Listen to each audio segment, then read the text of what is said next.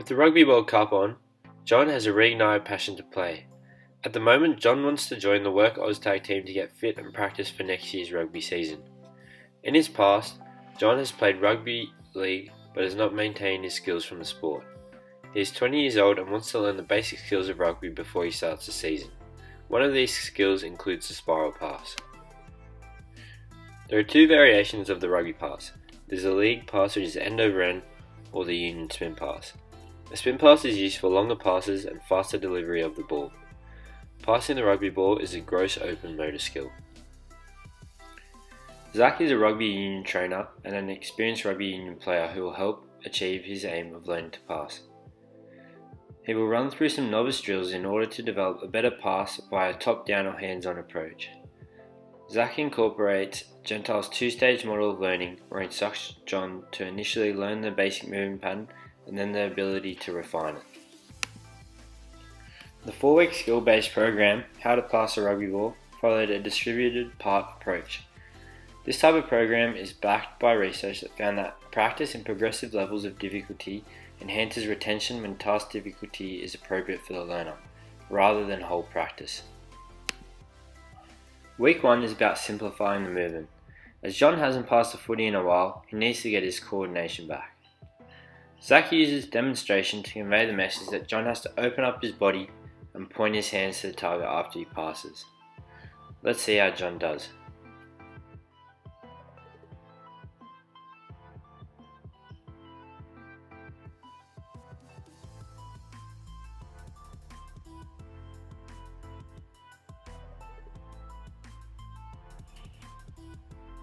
Already that looks much better. Because passing is a bilateral movement, you have to focus on both sides. The coach here uses keywords like point and shoot after the pass so that John follows his targets.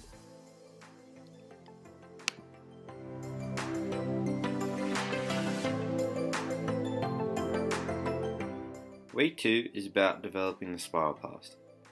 Now that John has the coordination and the basic movement pattern, Zach teaches John the grip of the spiral pass. As John is right hand dominant, he picks up the right to left spiral pass pretty quickly, which tends to happen with most novices.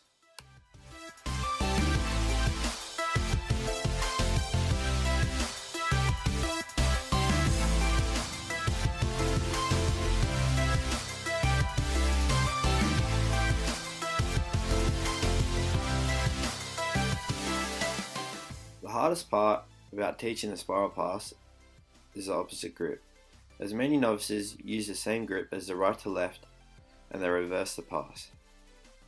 Zach uses physical guidance to help John develop this left to right spiral pass. If physical guidance is relied upon, it can be detrimental. However, Wolf found that it can have beneficial effects not only on performance during practice, but also under certain conditions on the learning of motor skills.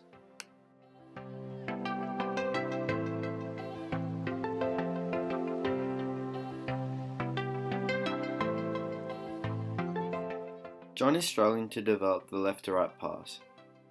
Zach uses segmentation to break down the whole movement into key parts so that John can understand the movement better. Segmentation separates the skill into its main parts so that the learner can be proficient in all of them and incorporate that into the whole skill. Let's see how John goes.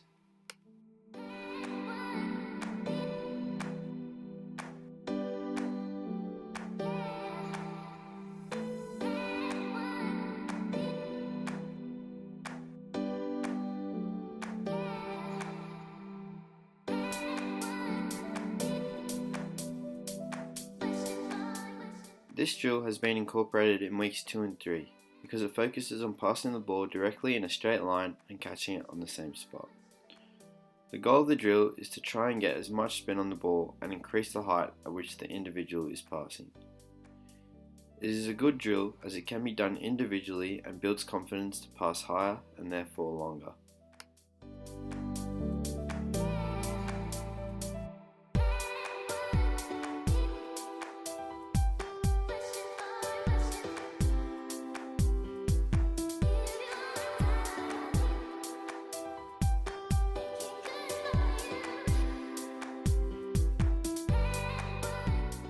Zach continuously used fractionization to help develop John's skills.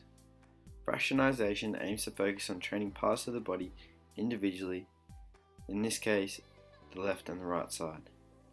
A meta-analysis found that participants that used fractionization part training with a non-serial task had a clear advantage in acquisition and learning.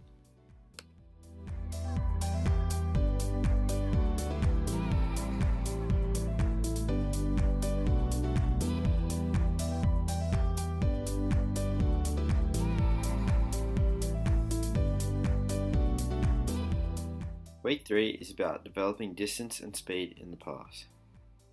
John now understands the basic movement patterns and must focus on his ability to generate more power in the pass.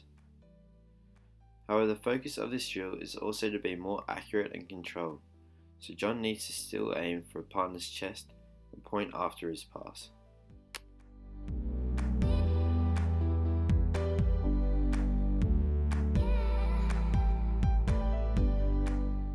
As you can see, John's left to right pass is not as strong as his right to left. If this is the case, go back to the week 2 drill and make the distance smaller and focus on the basic movement patterns to build confidence.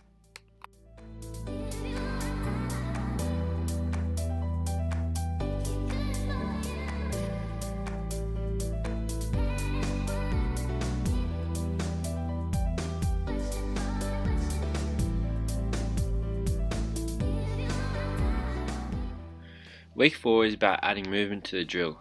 Zach simplifies the drill by first starting with the leg pass, so that John doesn't have to focus on his grip as much, just needs to focus on getting the ball to the target. Zach's key instructions are to keep John moving, otherwise if he plays rugby and catches the ball standing still, he'll experience a fair amount of pain.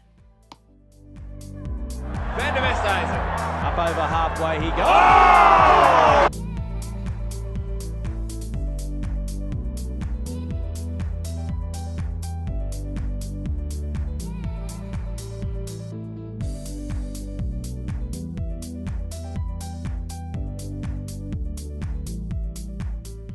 After John has understood the concept, Zach transfers over to the spiral pass.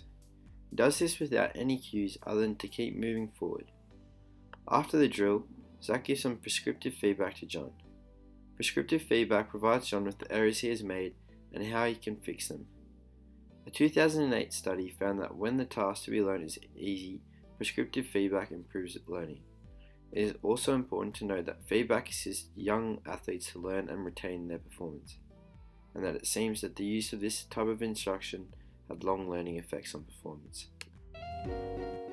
A test to see whether or not John practically understands the concept to use a 2v1 attacking drill.